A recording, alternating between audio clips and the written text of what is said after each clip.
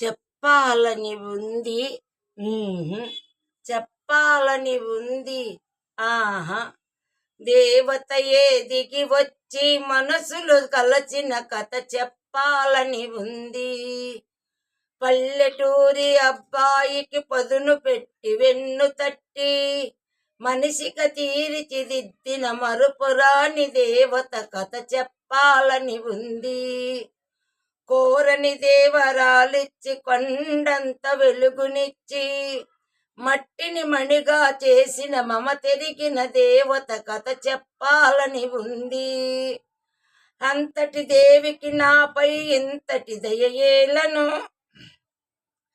అంతటి దేవికి నాపై ఎంతటి దయయేలను, ఎన్ని జన్మలకు ఈ రుణమెలా ఎలా తీరును.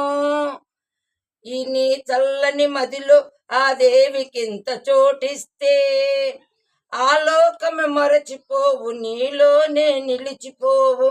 ఆ